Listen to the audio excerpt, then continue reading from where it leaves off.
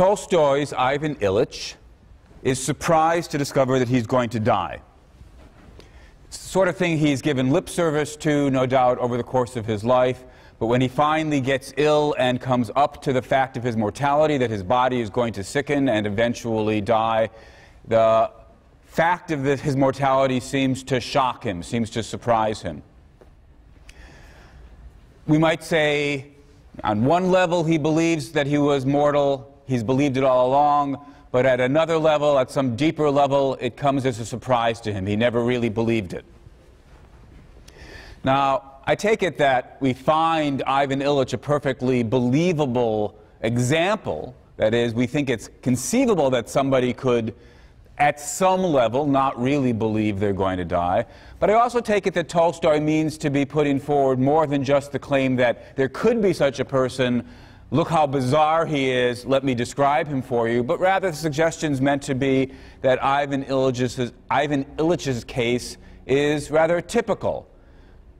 Maybe all of us are in his situation, or at least most of us are in his situation, or at the very least, many of us are in his situation. That's a stronger claim, though I think it's not the sort of claim that's unique to Tolstoy, that all of us, or most of us, or many of us, at the fundamental level, don't really believe that we're going to die. You might ask, what kind of evidence could be offered for that? Offering, a realistic scenario, a realistic description of such a person. Ivan Ilyich doesn't give us any reason to think that most of us or many of us are in his situation. So is there any reason to think that? You might ask, what kind of argument could be offered for a claim like that? What we'd be looking for, I take it, would be some kind of behavior on our part that calls out for explanation. And the best explanation is to be had, this is how the argument would go, the best explanation is to be had by supposing that, those people who behave this way, let's suppose many of us who behave this way, the best explanation of that behavior is to be found by claiming that at some level, at some fundamental level, we don't really believe what we claim to believe. We don't really believe what we give lip service to. Take somebody who perhaps suffers from some sort of compulsion to wash his hands. We ask him, are your hands dirty? He might say, no, of course not. And yet there he is going back to the bathroom, washing his hands again. We might say, the only way to explain the behavior is to say that at some level he really does believe his hands are dirty, despite the fact that he says they're not. Well, in the same way, if we could find some behavior on our part that calls out for explanation, that the best possible explanation would be that at some level we don't believe we're going to die, then we might say, look, this gives us some reason to think that we don't really believe we're going to die, even though we say we believe it. Suppose, for example, that if you really did believe, fundamentally, unconsciously, all the way down, however we should put it, if you really did believe you were going to die, the horror of that would lead you to start screaming and just keep screaming.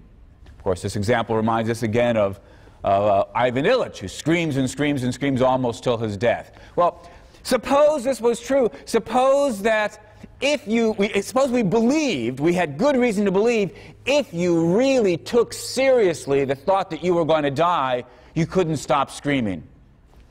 But of course, nobody here is screaming, from which we can conclude none of us really do believe, fundamentally, deep down, that we're going to die. That would be a good argument if we had good reason to believe the conditional, the if-then claim. If only you really, truly believed you were going to die, you would scream and scream and scream. That's the crucial premise, and of course, we don't have any good, as far as I can see, we don't have any good reason to believe that crucial premise.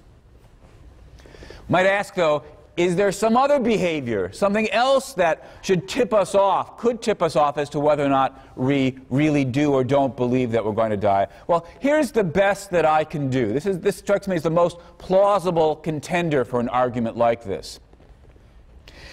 As we know, there are people who have brushes with death. They might be, for example, in an accident and come close to being killed, but walk away without a scratch. Or suffer a heart attack and be on the operating table for some number of hours, and then, thanks to cardiac surgery, what have you, be resuscitated. When people have had these near brushes with death, it's easy to believe that the fact of their mortality is more vivid. It's more before their mind's eye.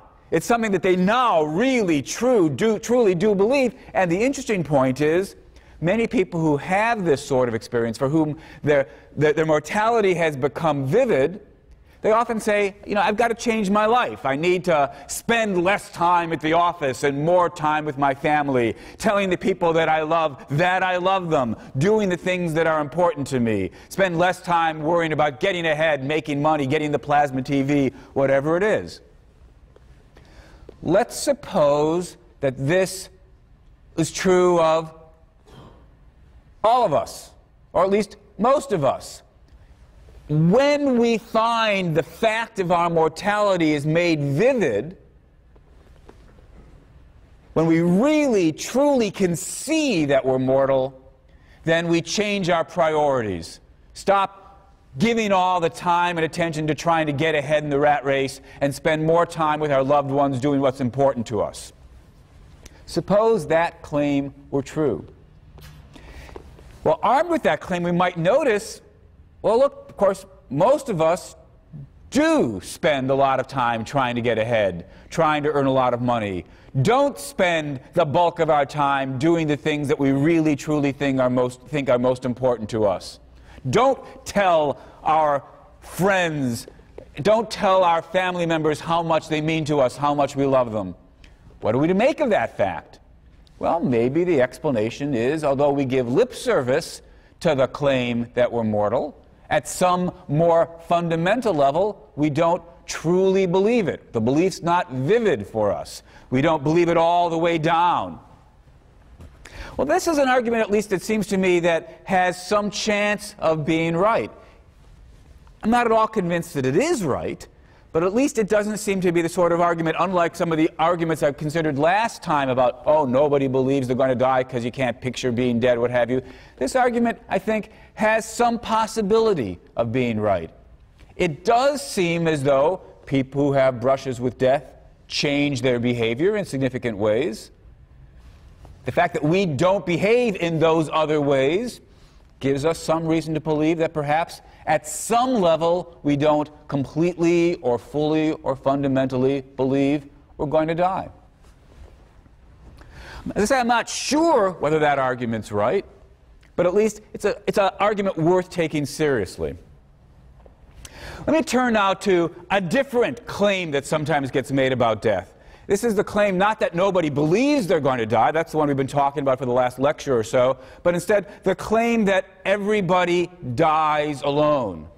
This sounds like one of those deep insights into the nature of death. It's got that kind of air of profundity about it that philosophy's thought to have or aspires to have, that everyone dies alone. This is telling us something deep and important and interesting about the nature of death. Now, as it happens, this is one I'm going to be completely dismissive of. I think, as far as I can see, that the claim we all die alone, however we interpret it, just ends up being implausible or false. I give it such a hard time each time I teach this class that I'm often tempted to just drop it from the discussion altogether. Even though, if you've done the reading of the Edwards paper that I signed, you have a series of quotes from Edwards in which people say things like they die alone. I sometimes come away after this discussion thinking, why am I wasting our time? Nobody really believes this, that we all die alone. And last year I was virtually ready to drop it. And then, I kid you not, that very afternoon, I came across a quote. I'll share it with you in a second. Somebody saying, oh, we all die alone. And then, I think it was 2 days later, a week later, I came across another quote of somebody saying, oh, we all die alone. Made me think, oh, I guess this is a common enough thought. So, here are the two quotes. But I think once you start looking for them, you find them every place. This first one is from the folk singer Loudon Wainwright III from his song Last Man on Earth. Quote, "We learn to live together and then we die alone." All right, we die alone. Interesting claim. Seems to say something important about the nature of death. Here's another quote. This is from the children's book Eldest by Christopher Paolini, the sequel, of course, to the bestseller Aragon. Quote, "How terrible," said Aragon, "to die alone, separate even from the one who is closest to you." The answer given to Aragon, "Everyone dies alone, Aragon, whether you are a king on a battlefield or a lowly peasant lying in bed among your family, no one can accompany you into the void. Everyone dies alone." All right. As I say, this is a common enough view. Two quotes. Could certainly produce others. Everyone dies alone. The trick, the question we're going to ask is, can we find some interpretation of that claim under which, first of all, it ends up being true. Secondly, it ends up being a necessary truth about death. You know, suppose everyone happens to die on Monday due to some cosmic coincidence. That might be sort of interesting, but wouldn't tell us something deep about the nature of death if people could just as easily die on Tuesday. If it happened to be that everybody dies in a room by themselves, that would be interesting. We might wonder what causes it, but it wouldn't be some deep insight into the nature of death. We're going to get a deep insight if it's a necessary truth about death that everyone dies alone. So it's got to be true. It's got to be a necessary truth. And of course, it's got to be an interesting claim. If, when we interpret the claim, everyone dies alone, that just ends up being a slightly pretentious way of saying everyone dies, we might say, oh yeah, that is true, and it is a necessary truth, but it's not especially surprising. It's not some deep, surprising insight into the nature of death. We all knew everyone dies. You take that familiar fact and you wrap it up in the language, everyone dies alone. If that's all you're saying, you're not saying anything interesting.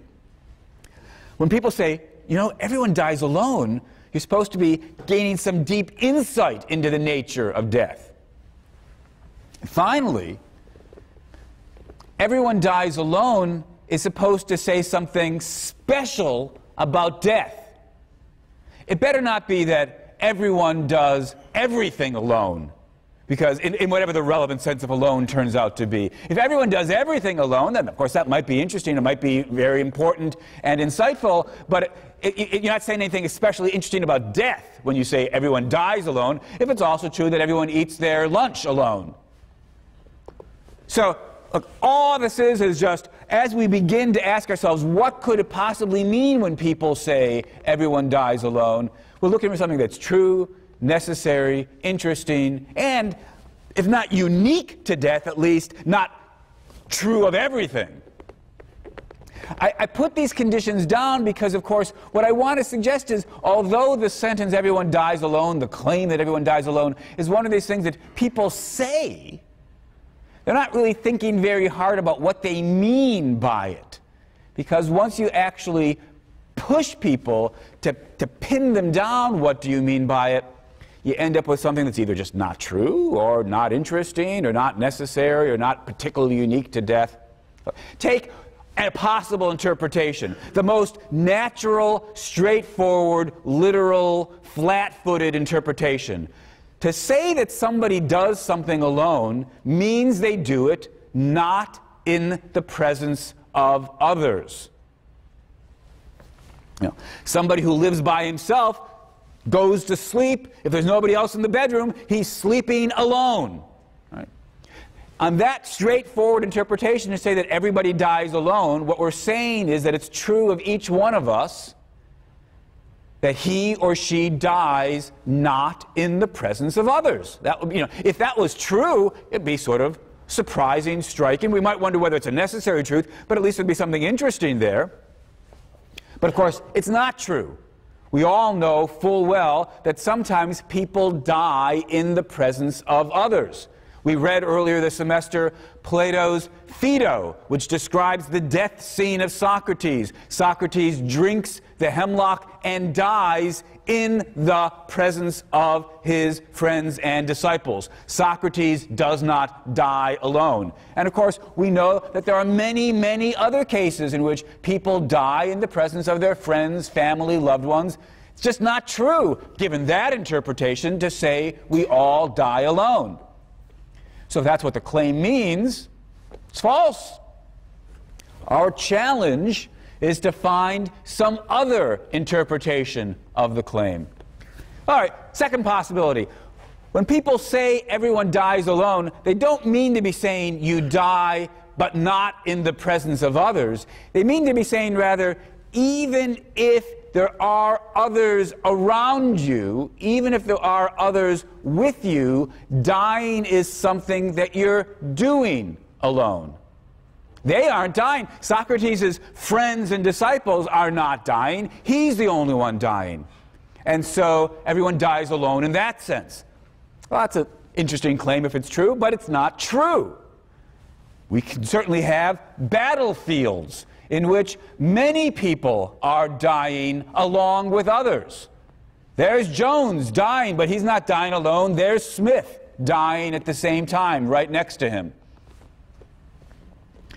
If that's what people mean when they say everyone dies alone, then that's clearly false as well.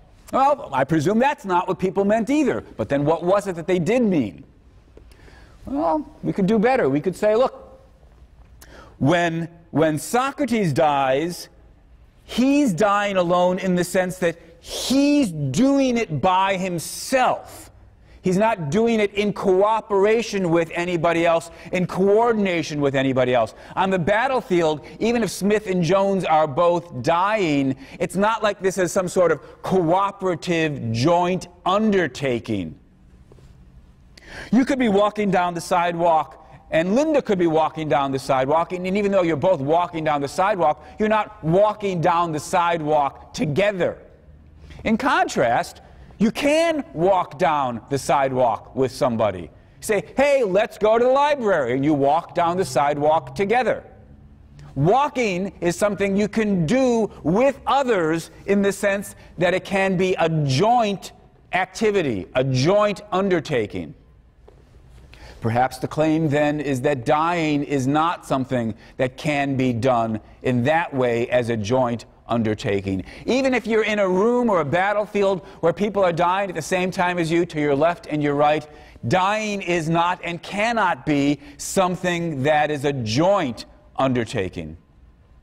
Well, that might be a proposal about what people mean when they say everybody dies alone, and if it is, all I can say is, again, it just seems to be false.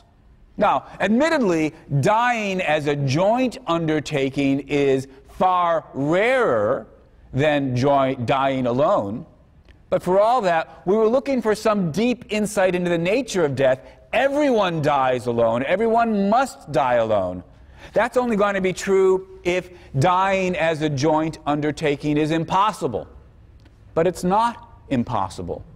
You could have, for example, some sort of suicide pact. There have been cases, gruesome as they may be, in which entire groups of people drink poison together so as to die, not alone, but die together. Die as part of jointly dying, dying as a group.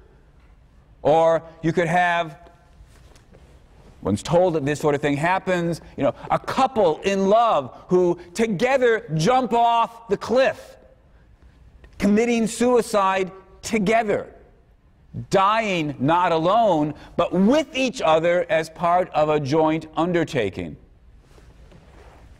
Certainly seems possible. I take it cases like this actually do occur. So if somebody comes along and says, no, everybody dies alone, and dying as part of a joint undertaking is impossible, they're just saying something false. These joint undertakings are like, well, you might think of them analogous to playing chamber music with a string quartet. It's something you're doing with others. It's not just a coincidence that they're doing it at the same time. Oh, these people happen to be playing the violin, viola, what have you, next to you. No, no. We've deliberately coordinated with one another so as to together produce this music. Seems possible in the case of string quartets, seems possible in the case of joint suicide pacts as well. Well, a fan of the claim that we all die alone might come back and say, well, you know, in the case of the string quartet, although it's true that I am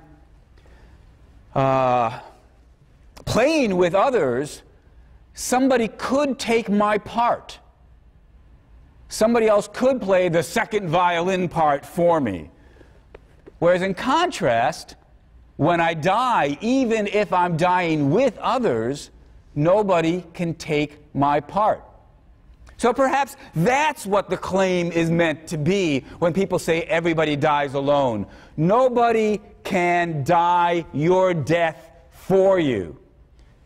Nobody can take your part. Now, if that's what they mean, then, you know, small observation, they didn't express themselves very clearly. It seems to me rather a long distance from the thought, nobody can die for me, nobody can take my part, to the claim everybody dies alone. That seems a rather misleading, unhelpful way of making your point. Well, let's just bracket that complaint. Is it true that nobody can take my part? Certainly, people can take my part in the string quartet.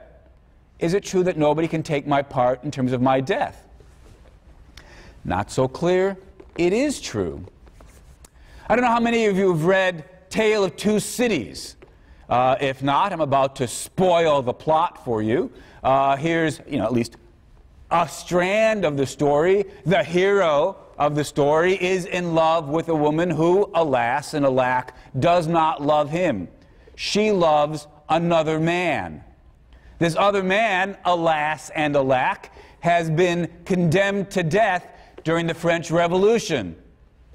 Now, as it happens, this is a novel, as it happens, our hero looks rather like the other man. And so as the other man is being carted off to the guillotine to be killed, our hero takes his place. Hence the famous speech, "'Tis a far, far better thing I do today." Right? Our hero sacrifices himself so that the woman he loves can have the man that she loves. Well, for our purposes, the romance isn't crucial. For our purposes, the crucial point is to see that what seems to be going on there is our hero is taking the place of somebody else who's about to die. Just like somebody can take my place in the string quartet, it seems that somebody could take my place at the guillotine.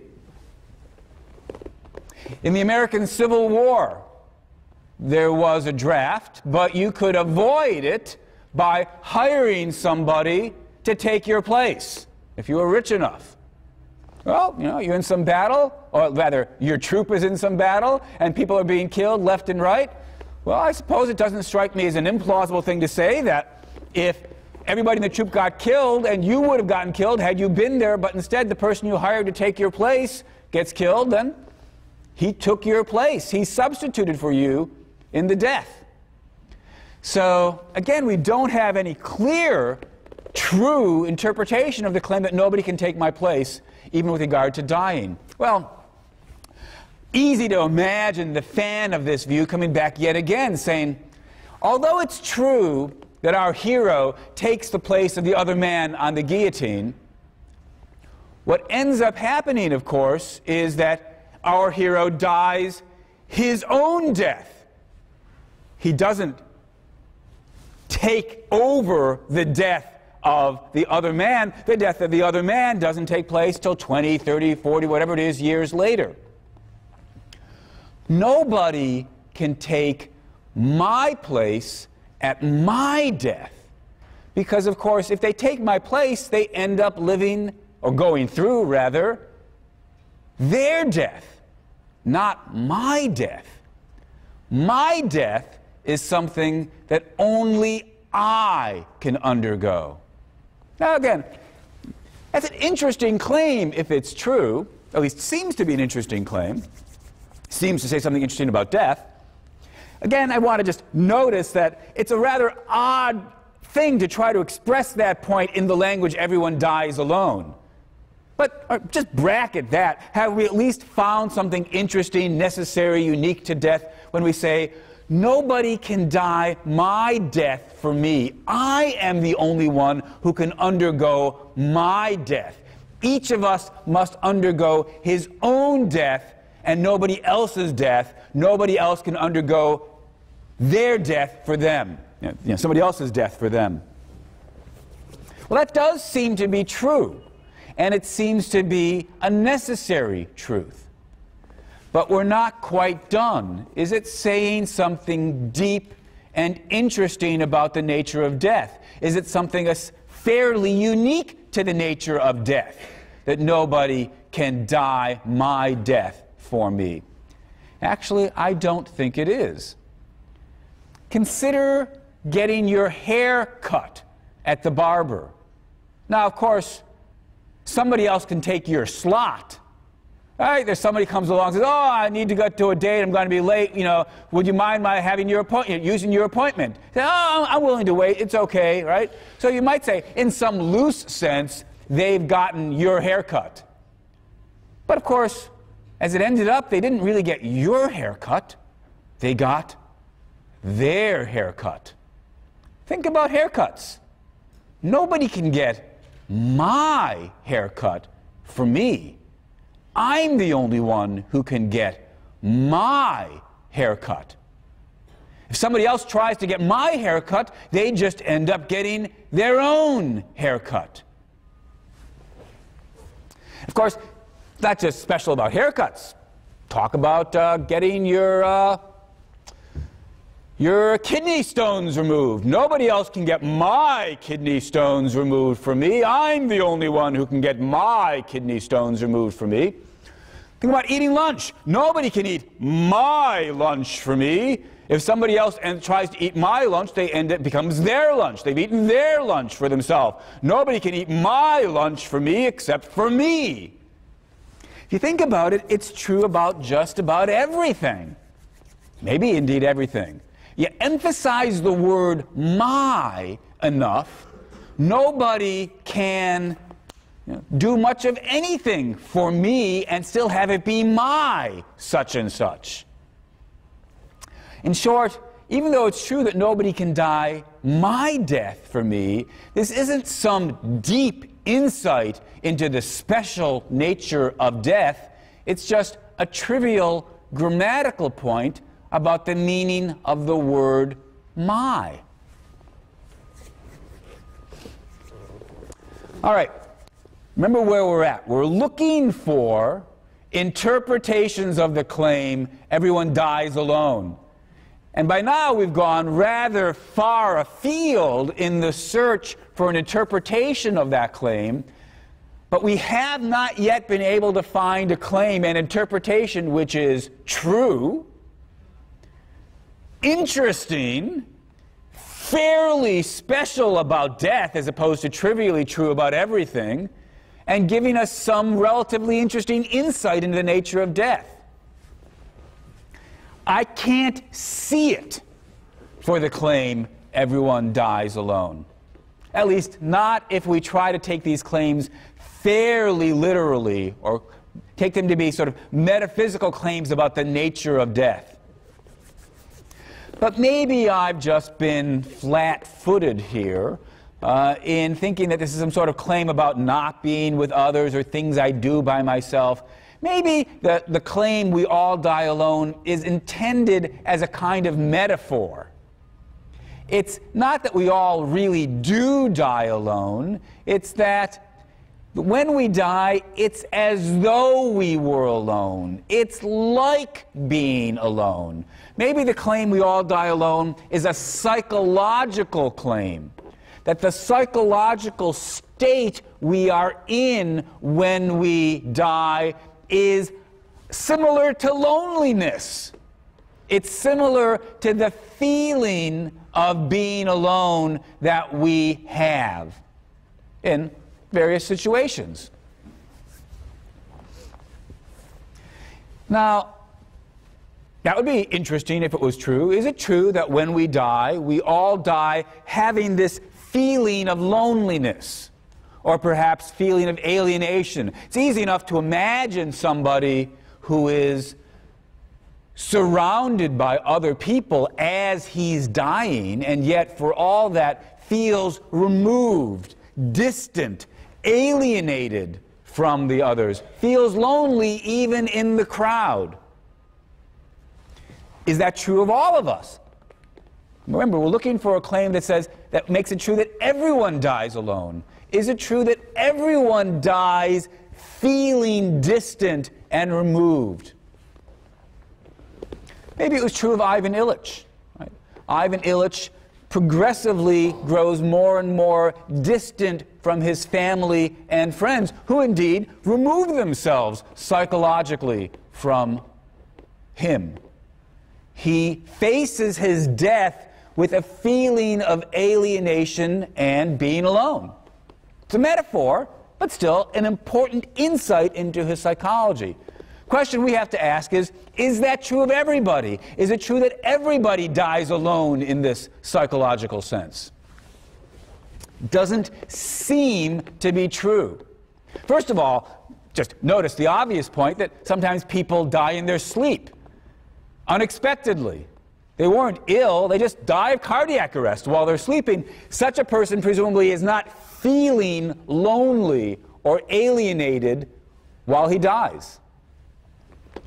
Well, you might say, okay, what we meant was anybody who's sort of awake while they're dying dies alone. That's not true either. You're crossing the street, talking to your friend, engaged in lively discussion, so lively you don't notice the truck that's about to hit you. Truck hits you, you die painlessly and immediately. Well, were you feeling alienated and distant during your final moments? No, doesn't seem right either. So it certainly doesn't seem true to say that everybody dies feeling these psychological feelings of loneliness. Well, maybe what we should have to do is revise the claim yet again. Everybody who dies awake, realizing that they're dying, facing the fact that they're dying, we all, of whom that's true, we all die alone as long as we realize we're dying. That would take care of the sleep case, that would take care of the truck case. Is the claim true then? It would still be interesting if it was true, even given those restrictions. But it doesn't seem true then either. Again, just recall Socrates. Socrates is engaged in philosophical discussion with his friends, knows he's about to die, he's drunk the hemlock, he's sitting there saying goodbye to everybody. Doesn't seem alienated, doesn't seem to be feeling distant and alone. It just doesn't seem true that everybody who knows they're going to die and is facing their death feels lonely. Another example of this is another philosopher, David Hume, whom we'll be reading end of the semester. We'll be reading his essay on suicide. Hume died, had an illness. He was quite sociable to the end. He used to bring people in to sit around his deathbed, talking about various matters with him. He was sort of cheerful and pleasant to the end. And there's, as far as I can see, no reason at all to believe that he was feeling lonely, feeling distant, feeling alienated from the people who were keeping him company. So the psychological reading doesn't do any better, as far as I can see. Well, maybe there's some other interpretation, and I invite you to reflect on the question. Is it true that we all die alone? Is there some way of understanding that claim where it's true, a necessary truth, fairly special and unique, if not altogether unique, at least fairly special about death, showing us some deep insight into the nature of death, as opposed to some trivial insight about the way the possessive first-person pronoun my works? I can't find it. So despite the fact that the claim we all die alone is one of these things that one hears, I think it's just nonsense. I think it's people talking without giving a moment's thought to what they meant when they said it. All right, where are we? For the first half of the course, we've been engaged in metaphysics, broadly speaking. We've been trying to get clear about the nature of the person, what we're composed of, so that we could then try to get clearer about the nature of survival and identity of persons, so that we could think about the nature of death, metaphysically speaking. What happens when we die? And as you know, I've defended the physicalist conception according to which all we are just bodies capable of doing some fancy tricks, capable of P-functioning. And details aside, death is a matter of the body breaking so that it's no longer able to engage in P-functioning. As we saw, depending on the particular details of which theory of personal identity you accept, you know, the body view, the brain view, the personality theory of personal identity, we might have to say slightly different things about whether the death of my body means I no longer exist, whether we should distinguish between the death of the body, the death of the person, and so forth. But those details aside, roughly speaking, the following is true. When the body breaks, I cease to exist as a person. And even if we can hold out the logical possibility of my being resurrected or my continuing to exist with a different body as long as it's got my personality, if you happen to accept the personality theory, even though there's the logical possibility of surviving my death or coming back to life, I see no good reason to believe that those logical possibilities are actual. As far as I can see, when my body dies, that's it. As a fan of the body view, I believe I'll still exist for a while. I'll exist as a corpse, but that's not the kind of thing about existence that mattered to me. In terms of what mattered to me, what I wanted was not just that I exist, but that I be alive, indeed be a person with pretty much the same personality. And the truth of the matter is, when my body dies, that's all history. That's where we're at in terms of the metaphysics. We could summarize this by saying, when I die, I cease to exist. That's a little bit misleading, given the view I just sketched, where even though I'm dead, I still exist for a while as a corpse. But those issues won't concern us in what we're about to turn to. Let's just suppose that, for the sake of avoiding those complications, that when my body dies, it gets destroyed.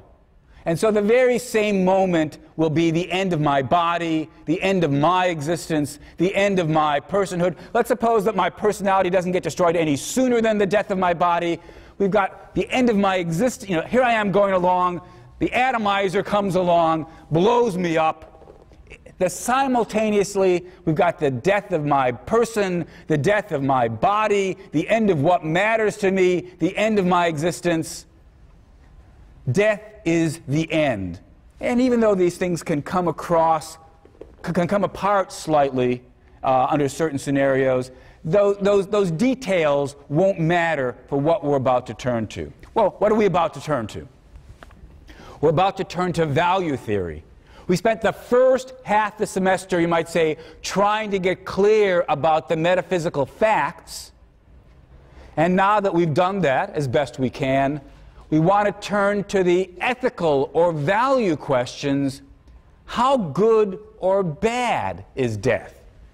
Why is, take it we all believe death is bad.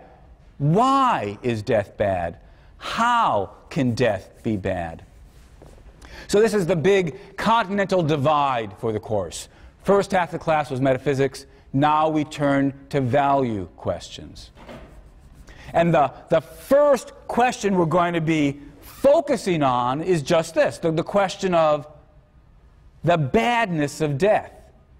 How and in what ways is death bad? I take it most of us do believe that death is bad. That's why we wish, maybe some of us believe, but at the very least the rest of us, many of us hoped there were souls so that death wouldn't have to be the end. If death is the end, that seems to be horrible. So we're going to turn to questions like this. How and in what ways is death bad? And then we're going to turn to the question, is it really true that immortality would be good? And eventually we turn to some other value questions about if death really is the end, should we be afraid of death? I take it that fear of death is quite common, but we can actually evaluate different emotions and think about whether these emotional responses are appropriate or not. So we can ask whether or not fear of death is appropriate. We'll turn eventually to the question, how should we live in light of the fact that death is the end? And the last question we'll turn to is, could it ever make sense to kill ourselves? So these are the kind of moral or value questions we'll be concerned with till the end of the term. But the first one is simply, is death bad, as we typically take it to be? And if so, what is it about it that makes it bad? So, again, I'm going to suppose here on out that the metaphysical view that I've been sketching is right. That physicalism is true, the death of my body is the end of my existence as a person. Death is my end. Well, if that's right, how can it be bad for me to die? After all, once I'm dead, I don't exist. If I don't exist, how can it be bad for me that I'm dead? It's easy to see how you might worry about the badness of death if you thought you would survive your death. And if you believed in a soul, then you might worry about, oh gosh, what's going to happen to my soul after I die? Am I going to make it up to heaven? Am I going to go to hell? You might worry about how badly off you're going to be once you're dead. Question makes perfect sense. But it's often seemed to people that if we really believe that death is the end, and that's the assumption that I'm making here on out, if we really believe death is the end, how can death be bad for me? How could anything be bad for me once I'm dead? If I don't exist, it can't be bad for me. Well, sometimes in response to this thought, people respond by saying, look, death isn't bad for the person who's dead. Death is bad for the survivors. John's death isn't bad for John. John's death is bad for the people who loved John and now have to continue living without John. John's death is bad for John's friends and family. When somebody dies, we lose the chance to continue interacting with the person. We're no longer able to talk with them, spend time with them, watch a movie, look at the sunset, have a laugh. We're no longer able to tell our troubles with them and get their advice. We're no longer able to interact with them. All that's gone when somebody dies. And the claim might be that's the central bad of death. Not what it does for the person who dies. It's not bad for the person who dies. It's what it does for the rest of us. Now, I don't in any way want to belittle the importance of the pain and suffering that happen for the rest of us when somebody that we care about dies. Indeed, let me take a moment and read a poem that emphasizes this thought. because this is certainly one central, very bad thing about death. It robs us of our friends, we, the survivors, it robs us of our friends and loved ones. Poem is called Separation. It's by the German poet Friedrich Gottlieb Klopstock. This is in one of the essays you'll be reading later in the semester by Walter Kaufmann. He quotes it, "Death without dread." Poem, as they say, is separation. You turned so serious when the corpse was carried past us. Are you afraid of death? Oh, not of that. Of what are you afraid? Of dying. I, not even of that. Then you're afraid of nothing? Alas, I am afraid. Afraid. Heavens, of what? Of parting from my friends, and not mine only, of their parting too. That's why I turned more serious even than you did, deeper in the soul, when the corpse was carried past us. The poem's called Separation. According to Klopstock, the crucial badness of death is losing your friends. When they die, you lose them. As I say, I don't in any way want to belittle the central badness of that, but I don't think it can be at the core in terms of what's bad about death. I don't think that can be the central fact about why death is bad. And to see this, let me tell you two stories. Compare them. Story number one. Your friend is about to go on the spaceship which is going to do the exploration of Jupiter or whatever. And they're going to be gone for years. Years and years. So it takes so long that by the time the spaceship comes back, 100 years will have gone by. Maybe it's not Jupiter, it's farther away. Worse still, after about 20 minutes after the ship takes off, all radio contact between ship and Earth will be destroyed. Won't be possible because of the speed. It's not going to Jupiter, it's going to some other planetary system. So all possibility of communication will be destroyed. Now, this is horrible. You're losing your closest friend. You will no longer be able to talk to them, share the moments, get their insights and advice. You'll no longer be able to tell them about the things that have been going on. It's the same kind of separation that Klopstock was talking about. It's horrible and it's sad. That was story number one. Story number two, just like story number one, the spaceship takes off, and about 15 minutes later, it explodes in a horrible accident, and everybody on the spaceship, including your friend, is killed. Now, I take it that story number two is worse. Something worse has taken place. Well, what's the worst thing? We've got, of course, the very same separation we had in story number one. I can't communicate in the future with my friend, they can't communicate with me, but we had that already in story number one. If there's something worse about story number two, and I think it's pretty clear there is something worse, it's not the separation. It's something about the fact that your friend has died. Now, of course, this is worse for me as somebody who cares about my friend, that he's died, but the explanation of what's bad for me in his having died is the fact that it's bad for him to have died. And the badness for him isn't just a matter of separation, because that we already had in number one. We couldn't communicate with him, he couldn't communicate with us.